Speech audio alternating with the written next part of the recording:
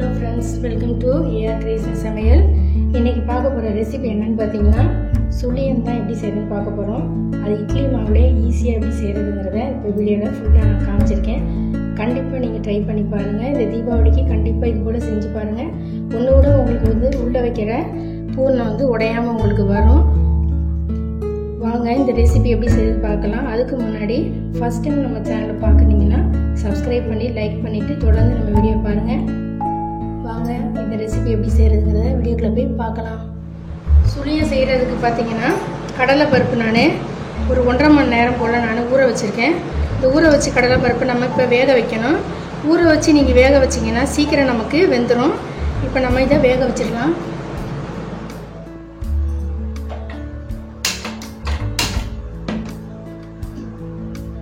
நம்ம கடலைப்பருப்பு ஊற வச்ச தண்ணியை பார்த்தீங்கன்னா கீழே ஊற்றிட்டு வேறு தண்ணி நான் ஊற்றிருக்கேன். இப்போ கடலைப்பருப்பு வெந்த பிறகு நம்ம பார்க்கலாம்.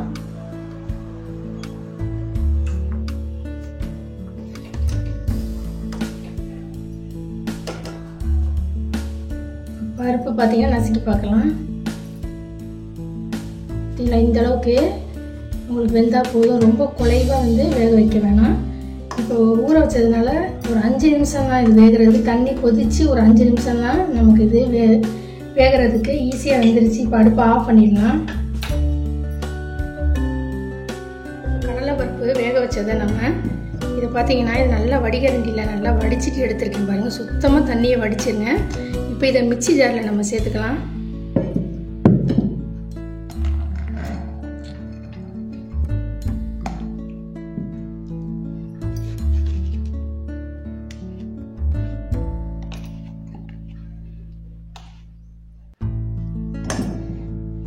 இதை நம்ம அரைச்சிட்டு வந்துடுவோம்.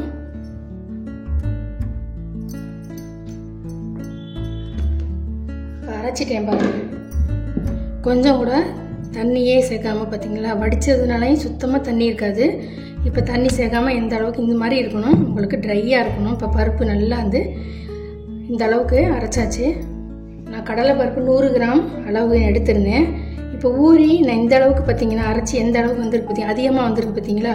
இப்போ நம்ம இதை அளந்து நம்ம ஒரு கிண்ணத்தில், நம்ம கிண்ணத்துலேயே இல்லை நம்ம டம்ளர்லேயே நம்ம இதை அளந்து எடுத்துக்கலாம். இப்போ அரைச்ச கடலை பருப்பு பார்த்தீங்கன்னா இது மாதிரி ஒரு கிண்ணத்தில் நான் அளந்துருக்கேன். இப்போ நம்ம எதுக்கு அளந்து எடுத்துக்கிறோம்னா நம்ம வெல்லம் நம்ம அளக்கிறதுக்காக தான். இதில் 3/4 பங்கு அளவுக்கு நம்ம வெல்லம், இதில் துருவின வெல்லம் நம்ம எடுத்துக்கலாம். ஒரு கடாயில் நம்ம எடுத்துருக்க வெல்லத்தை சேர்த்துக்குவோம்.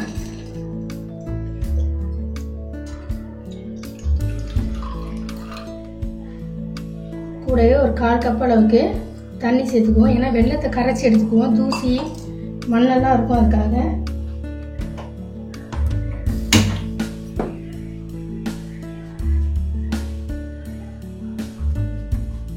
வெல்லம் கரைஞ்சிருச்சு. இதை நம்ம வடிகட்டிட்டு எடுத்துக்குவோம். இந்த கடாயை கழுவிட்டு எடுத்துட்டு வந்திருக்கேன். இப்போ அடுப்பு ஆன் பண்ணிக்கலாம்.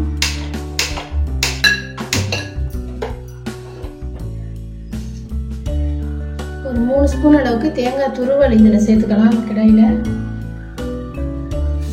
அடுத்த சிம்மில் வச்சு ஈரப்பதம் போகிற வரைக்கும் நல்லா இதை வதக்கிக்கோங்க. தேங்காய் சேர்க்குறதா இருந்தாலும் சேர்த்துக்கலாம், வேணாம்னா ஸ்கிப் பண்ணிடுங்க. தேங்காய் சேர்த்து பூரணம் செஞ்சிங்கன்னா ரொம்பவே டேஸ்ட்டாக இருக்கும். இது வதக்கிட்டு இது கூட தேங்காய் வதக்கிட்டு செஞ்சிங்கன்னா ரொம்ப நேரம் வரைக்கும் இந்த சுழியம் நம்ம வச்சு சாப்பிட்லாம். இப்போ தேங்காய் பார்த்தீங்கன்னா நல்லா வதக்கியாச்சு. நம்ம கரைச்சி வச்சு வடிகட்டி வச்சுருக்கேன். இந்த வெல்லத்தை சேர்த்துக்குவோம்.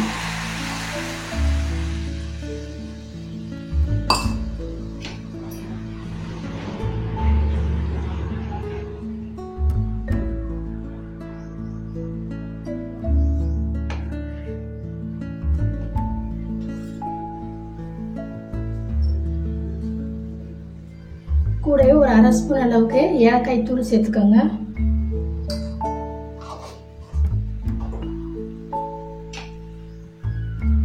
இப்போ வெள்ளை கரைசல் நல்லா கொதிச்சிட்டு இருக்கு.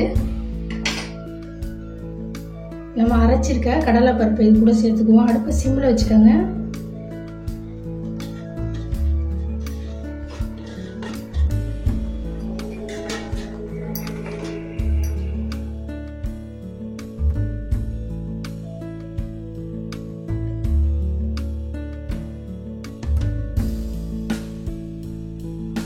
நல்லா பார்த்தீங்கன்னா கெட்டியாக வந்துருச்சு. ஆறின பிறகு இன்னும் நமக்கு வந்து கெட்டியாயிடும். இப்போ அடுப்பு ஆஃப் பண்ணிவிட்டு இதை ஆற வச்சிடலாம். பூர்ணம் பார்த்திங்கன்னா நல்லா ஆறிடுச்சு. இப்போ கொஞ்சமாக நம்ம கையில் எண்ணெய் தடவிக்கலாம்.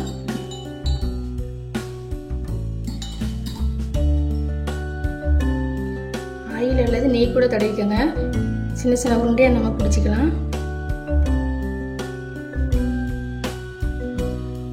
ஆரவுமே பார்த்தீங்கன்னா இப்போ பூர்ணம் நல்லாவே இறுகிடுச்சு. பார்த்தீங்களா, கெட்டியாக வந்திருக்கு.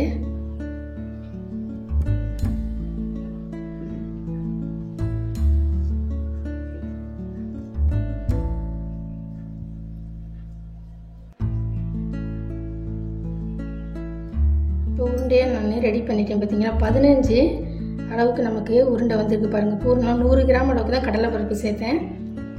இப்போ சுழியத்துக்கு இப்போ மேல் மாவு நம்ம ரெடி பண்ணிக்கலாம். இப்போ பார்த்தீங்கன்னா நான் 1 கப் அளவுக்கு இந்த கப்பில் மைதா மாவு எடுத்திருக்கேன். கூடவே பார்த்தீங்கன்னா முத நாள் அரைச்ச இட்லி மாவு, புளிக்காத இட்லி மாவை எடுத்துக்கோங்க. 1 கிண்ண அளவுக்கு எடுத்திருக்கேன். இப்போ வந்து கரைச்சிக்கலாம். மைதா மாவு ஒரு பவுலில் சேர்த்துக்கோங்க. மைதா மாவுக்கு மட்டும் நம்ம இதுக்கு தேவையான அளவு சால்ட்டு சேர்த்துக்குவோம்.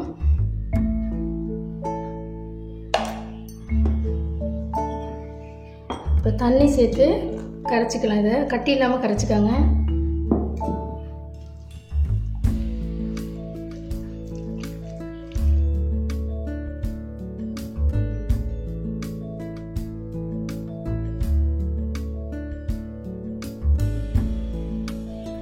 இப்போ மைதா மாவு பார்த்தீங்கன்னா இந்த அளவுக்கு தண்ணி சேர்த்தா போதும். ரொம்ப தண்ணியாக இருக்க வேணாம். இந்த அளவுக்கு தண்ணி சேர்த்தா போதும். நம்ம எடுத்து வச்சுருக்க இட்லி மாவையும் இது கூட சேர்த்துக்கலாம்.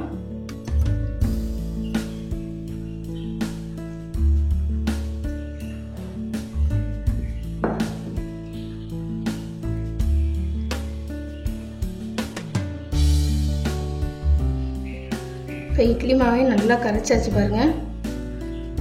நம்ம தோசை ஊற்றுற பதத்துக்கு இந்த மாவு இருக்கணும்.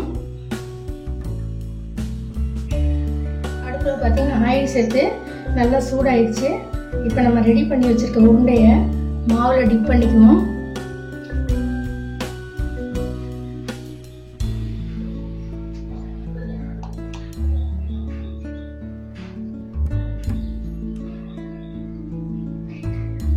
டிப் பண்ண உருண்டைகளை ஆயிலில் சேர்த்துடலாம்.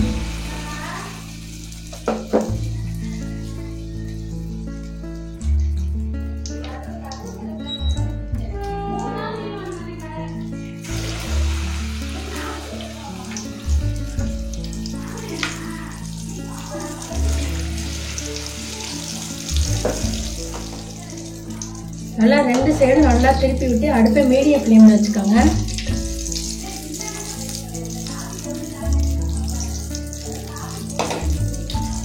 இப்போ 2 சைடு நல்லா கிறிஸ்பி ஆயிடுச்சு. இப்போ எடுத்துருவோம். இதை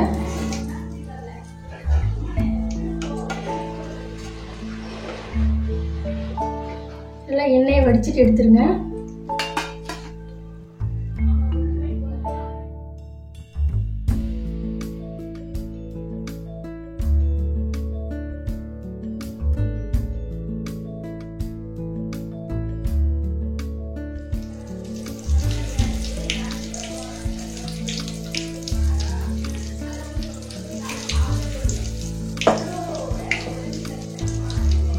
இப்படி ஒரு சைடு திருப்பி விட்டுறலாம்.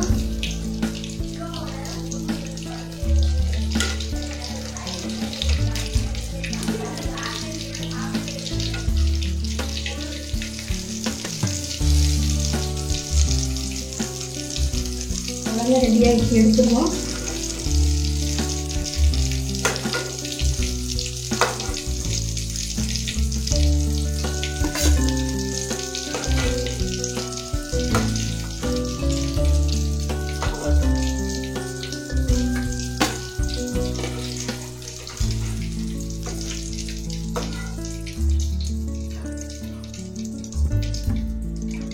சூப்பராக வந்துருக்கு பார்த்தீங்களா?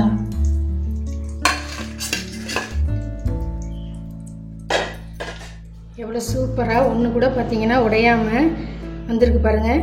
கண்டிப்பாக நீங்கள் இந்த தீபாவளிக்கு கண்டிப்பாக சுழியம் செஞ்சு பாருங்கள். இந்த மெத்தடில் செஞ்சிங்கன்னா உங்களுக்கு அரிசி தனியாக, உளுந்து தனியாக நம்ம ஊற வச்சு அரைக்காமல் ஈஸியாக நம்ம இட்லி மாவில் நம்ம சுழியம் செஞ்சிடலாம். கண்டிப்பாக நீங்கள் ட்ரை பண்ணி பாருங்கள். இந்த வீடியோ பிடிச்சிச்சின்னா லைக் பண்ணுங்கள். ஏஆர் கிரியேஷன் சமையலுக்கு சப்ஸ்கிரைப் பண்ணுங்கள். அடுத்த வீடியோவில் பார்க்கலாம். தேங்க்ஸ் ஃபார் வாட்சிங்.